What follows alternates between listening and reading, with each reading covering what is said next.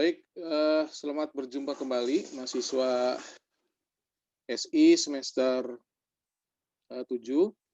Kita masuk di minggu yang ke-11 mata kuliah Perencanaan Strategis SITI, dan di minggu ini saya akan menyampaikan beberapa penjelasan berkaitan dengan tugas di 3 minggu terakhir.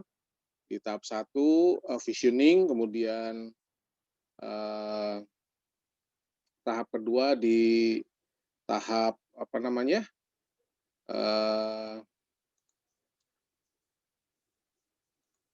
analisis, ya, di tahap analisis. Kemudian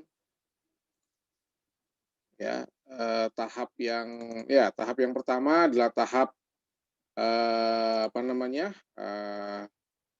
visioning, ya, visioning, kemudian tahap analisis, dan tahap yang ketiga adalah tahapan direction.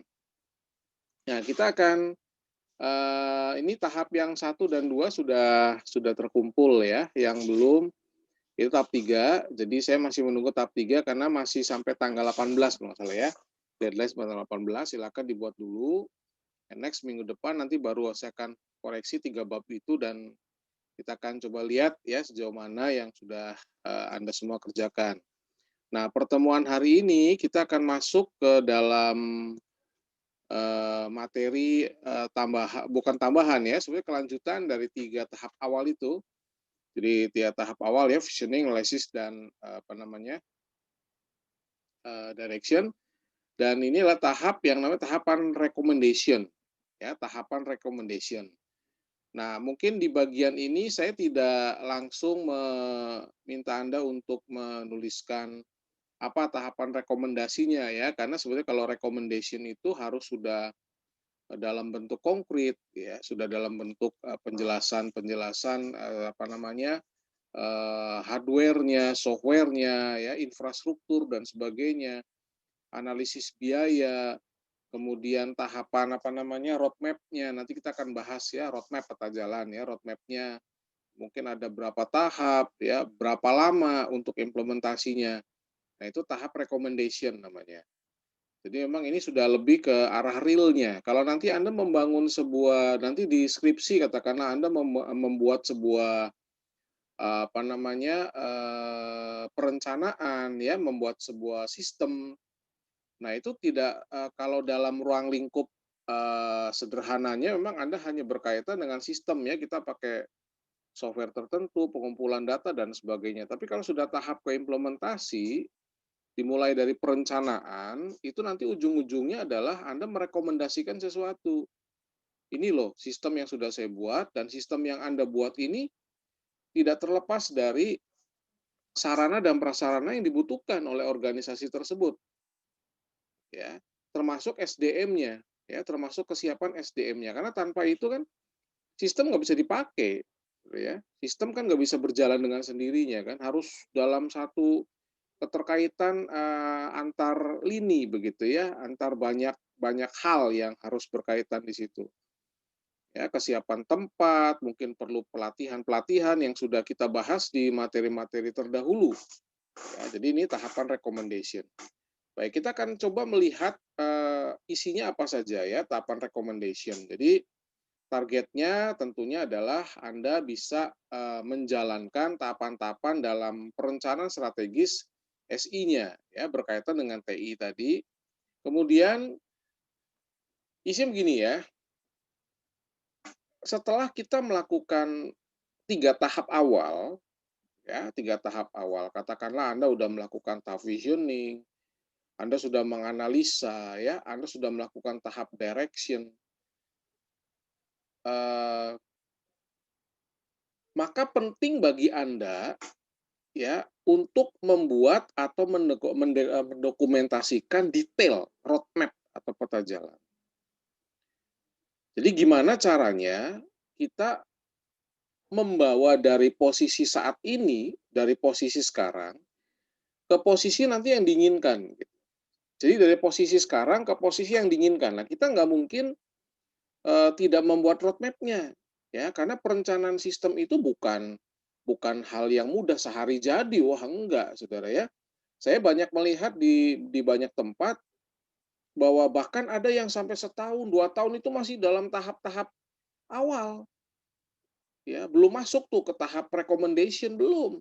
Ya, jadi sangat-sangat kompleks ya, butuh tahapan-tahapan awal yang sangat sangat teliti sehingga nanti pada saat implementasi ujung-ujungnya, ya itu sudah siap semua, kira-kira seperti itu.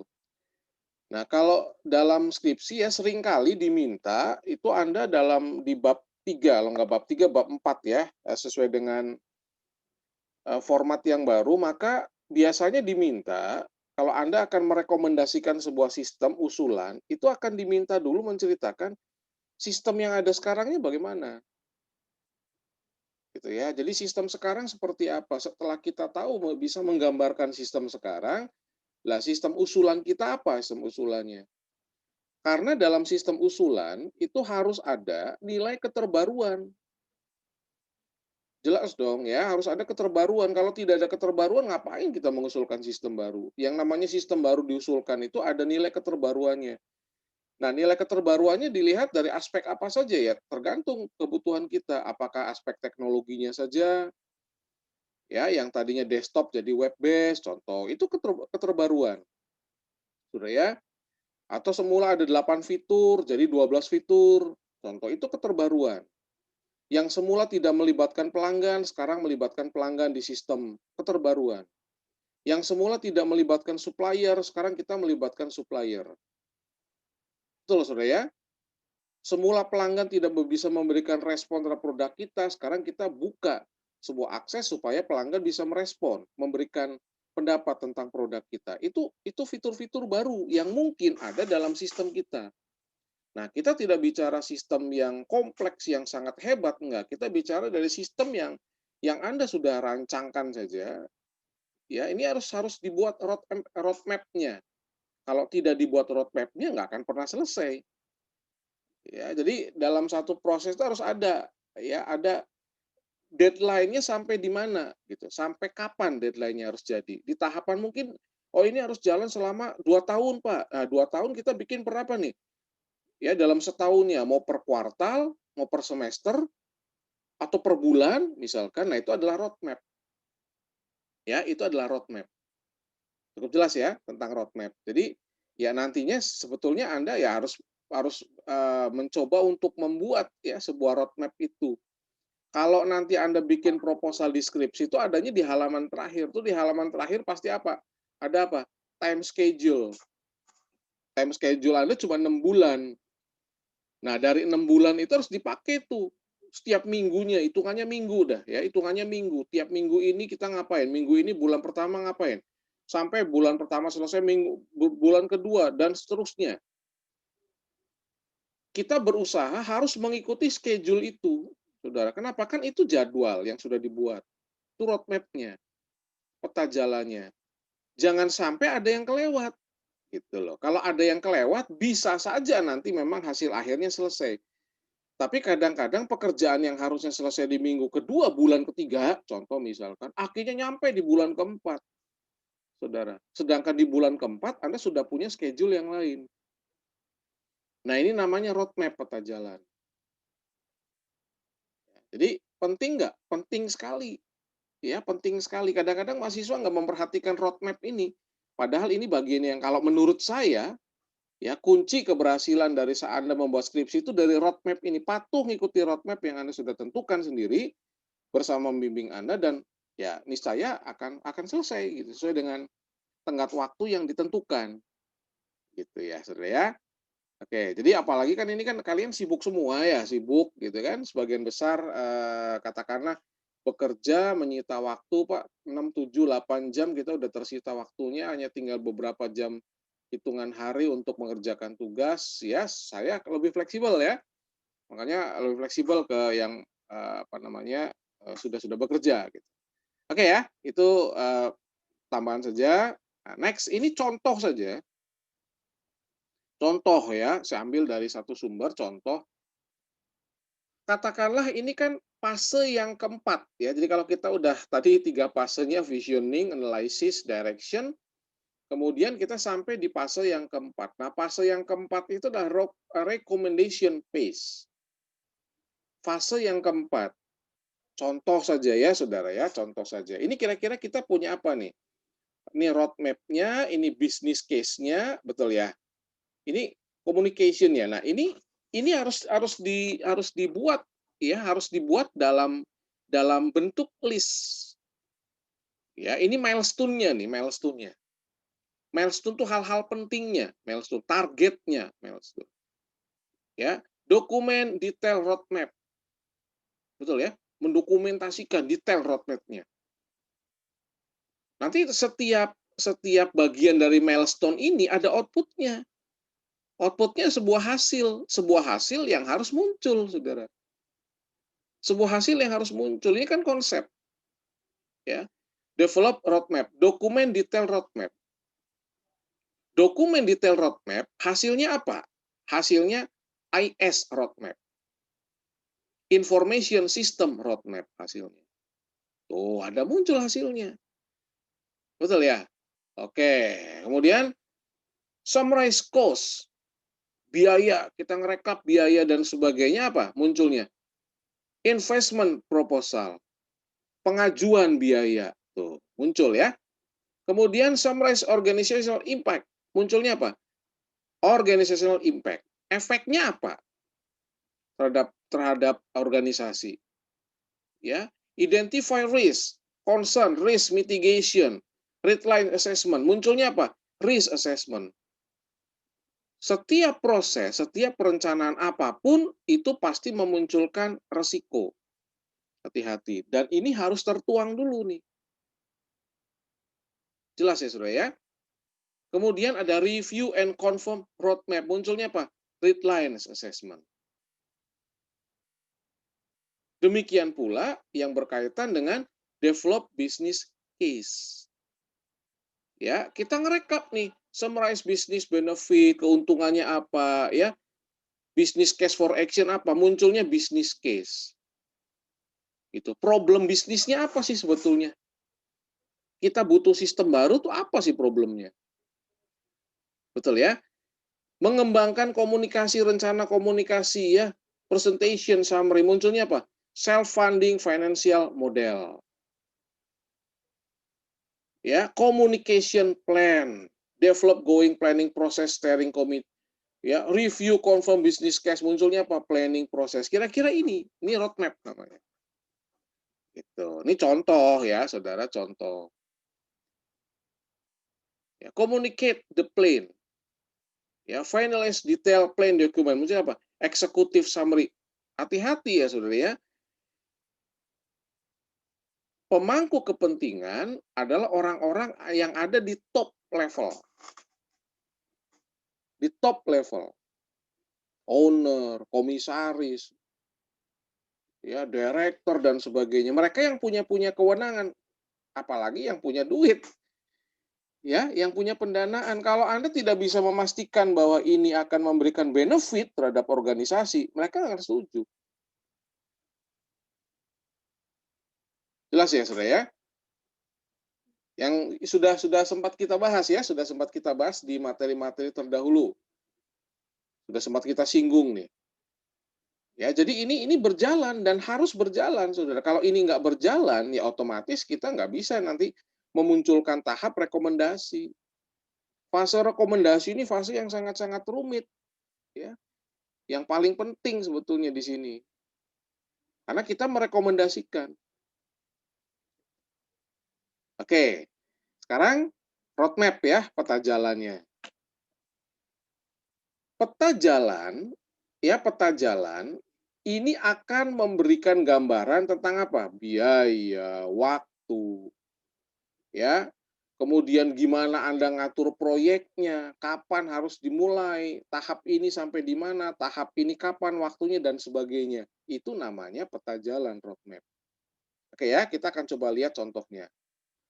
Di figur 73 ini Anda akan melihat satu contoh, ini contoh peta jalan. Ya, katakan ini 2005, 2006, 2007 sudah saya singgung ya.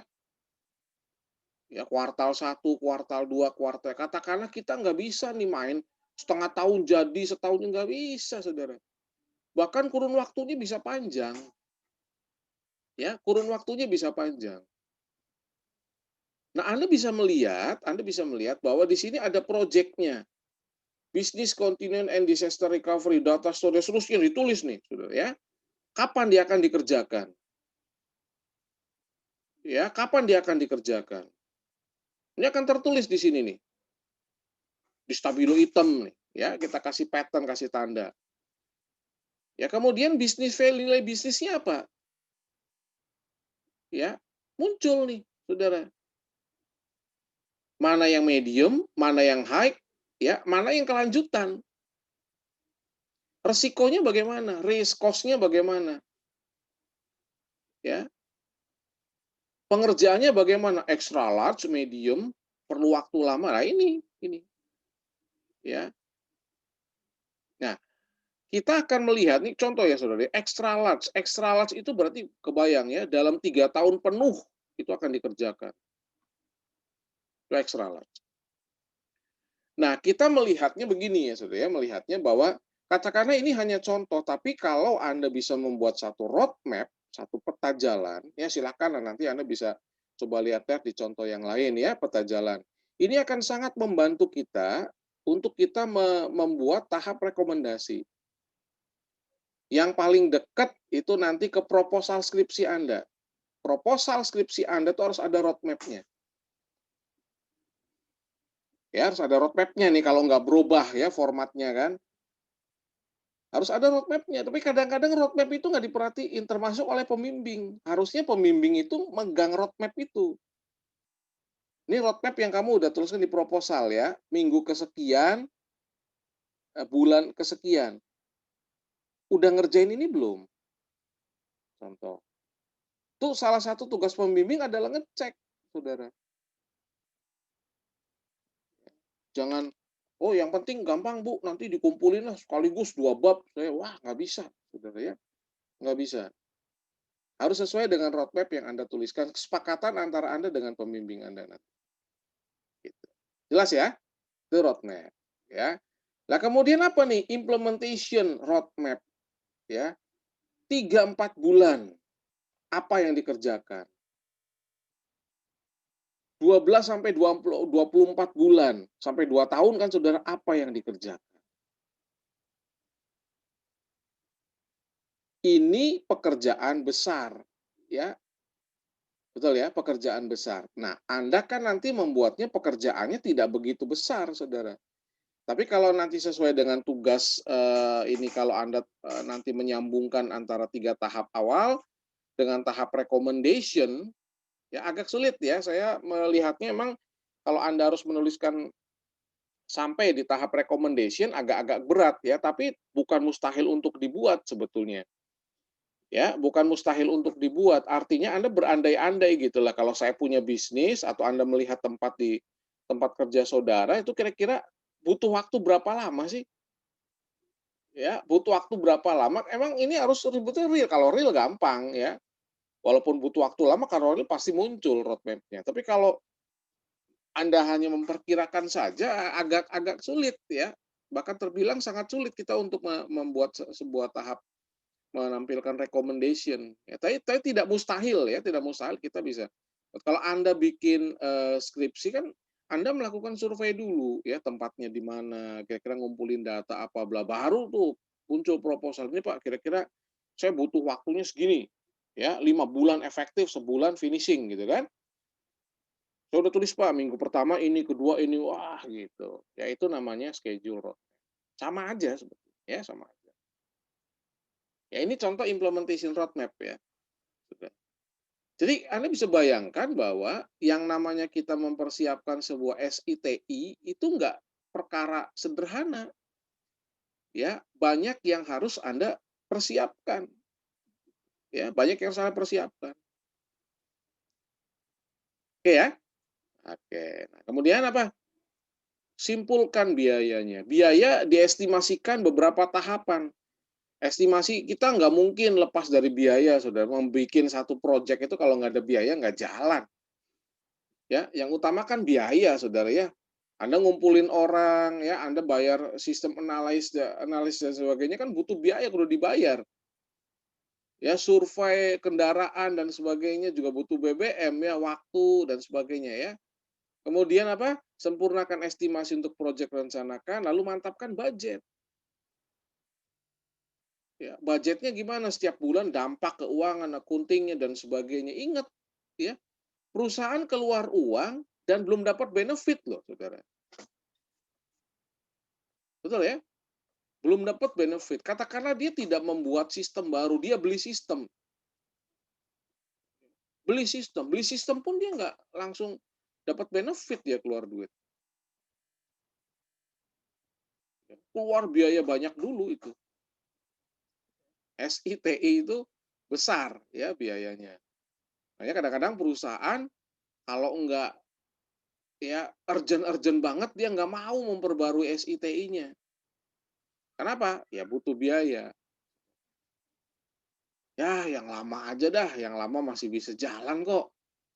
Gitu ya. Tapi kalau bagian analisis bisnis analisisnya tajam ya di organisasi itu, dia melihat ke depan, kita keluar biaya sekarang, benefitnya setahun 2 tahun akan kita dapatkan. Kalau kita terlambat, kerugian yang kita dapatkan. Wah, cepat dirombak. Jelas ya? Oke. Ya, kemudian apa nih? Ya, pastikan menyertakan ini yang tadi sudah saya singgung ya. Hardware-nya, software-nya, SI internal, semuanya. Saudara, semuanya sampai ke pelatihan-pelatihan harus dipersiapkan. Nah, kalian bisa bayangkan bahwa sedemikian rumitnya, sedemikian detailnya ini, nggak mungkin dikerjakan oleh satu orang. Ya, tidak mungkin dikerjakan oleh satu orang. Harus banyak orang. Seorang programmer belum tentu dia bisa ngitung-ngitung pajak, saudara. Belum tentu. Butuh orang akunting untuk pelaporan keuangannya, contoh. Ya, jadi harus dalam sebuah teamwork. Kalau sudah ruang lingkupnya besar, ya, sehingga nanti kalau Anda bicara di skripsi Anda, ya usahakan ruang lingkupnya jangan terlalu gede gitu ya, ruang lingkupnya disederhanakan saja. Takut nggak selesai gitu. Ya, atau kalau selesai jadi cuma kulitnya doang nanti ya, kurang dalam. Ya, persempit aja ruang lingkupnya agak dalam. Ya, bagus seperti itu. Kita bikin skripsi itu kan waktunya cuma 5 bulan lah kalau menurut saya sih ya. Maksimal 6 bulan tuh maksimal. Kalau proposalnya tahap-tahap awal udah masuk, ya Anda bisa maksimalkan waktunya. Ya, yang sulit itu adalah pengajuan proposalnya sebetulnya ya. Jelas sudah ya? Ini kelihatan dari tampilan ini bahwa kita tidak bisa memandang remeh merencanakan pengembangan perencanaan strategis SITI itu butuh tahapan-tahapan awal sampai nanti muncullah tahapan rekomendasinya. Kelihatan nanti. Setelah jadi, ini loh benefit yang akan muncul. Impact-nya terhadap organisasi atau perusahaan. Jelas ya? Kemudian simpulkan impact ke organisasinya. Periksa rencana organisasi, detail tindakan. Ya, pertimbangkan apa? Diskusi kerja individu, promosi, perubahan struktur. Ya, udah kita bahas ya. Struktur SI itu perubahan personil, sumber daya, bla bla bla bla bla, pelatihan. Kenapa? Karena tidak semua staf, tidak semua SDM yang ada di organisasi tersebut siap dan senang dengan adanya perubahan SITI. Ada yang udah nyaman di sistem yang lama, saudara. Aduh, kok pakai sistem baru lagi, gua kudu belajar lagi dan sebagainya. Nah, ini yang sering muncul.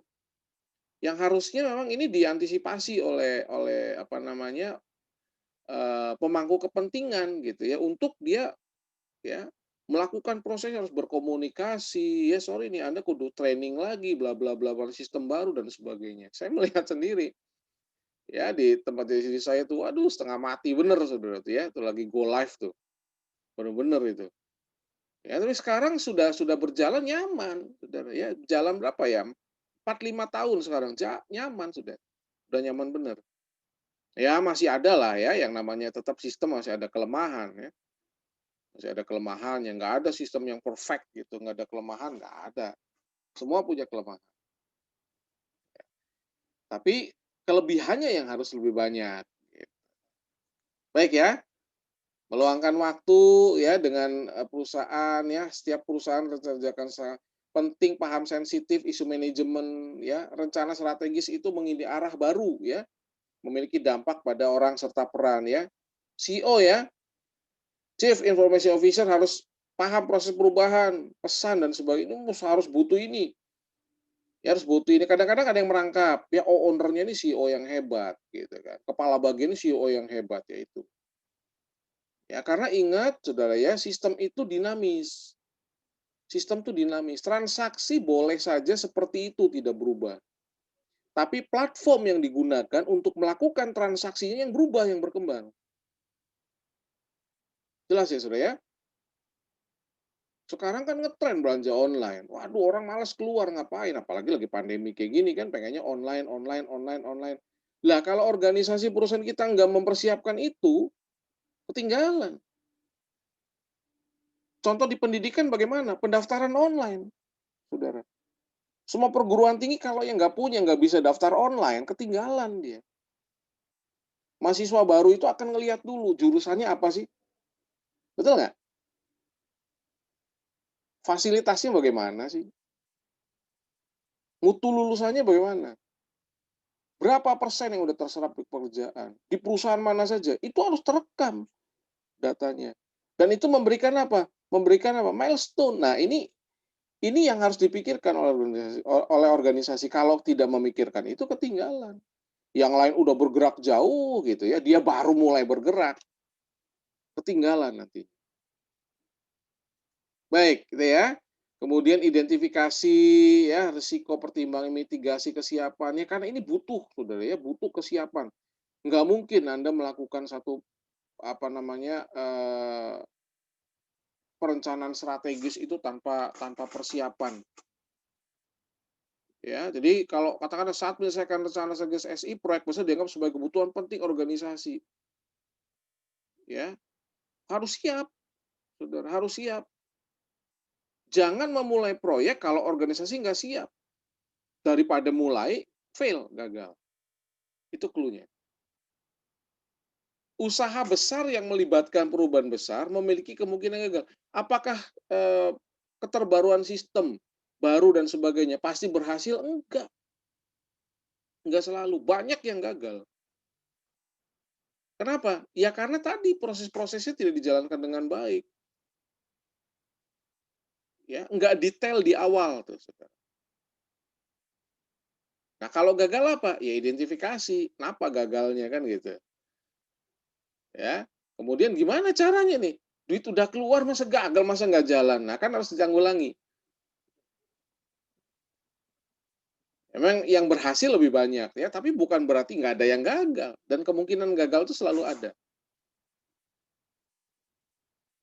Nah, ini perlunya kita melakukan tahapan-tahapan. Nggak langsung to the point, udah bikin sistem. Oh, enggak seperti itu. Ya, konfirmasi roadmap, ya, bicarakan dengan apa nih komite organisasi ya. Kalau Anda bicarakan dengan pembimbing gitu kan, ya urusannya Anda membimbing nih, harus bener nggak roadmap-nya dulu dikerjakan ya, hal kecil ya yang terlewat apa dan sebagainya, tanyakan kemana, ke pembimbing, ke tempat, ke objek Anda, di mana objeknya nanti. Baik ya, nah sudah sampai di akhir slide. Ya, ini yang bisa saya sampaikan di pertemuan minggu yang ke-11 ya, mudah-mudahan ada manfaat yang kita peroleh dari penjelasan yang sudah saya sampaikan dan Anda bisa mencoba untuk menyusun tahap rekomendasi ya, Saudara ya, tahap rekomendasi karena ini bagian bagian yang penting rekomendasi kan. Ya kita sudah bikin di 3 tahap awal, rekomendasinya apa gitu. Ya harus buat rekomendasi ya, nanti next kita akan bicara jawaban tahap 1, 2, 3-nya dulu, ya kemudian memungkinkan nggak nanti Anda untuk membuat di tahap recommendation-nya, kira seperti itu. Oke, demikian saya sampaikan. Terima kasih untuk, perhatian Anda ya, mudah-mudahan ini bisa membantu kita dalam memahami, mata kuliah perencanaan strategis SITI. Demikian saya sampaikan, saya ucapkan terima kasih dan sampai, jumpa kembali di pertemuan minggu berikutnya. Assalamualaikum warahmatullahi wabarakatuh.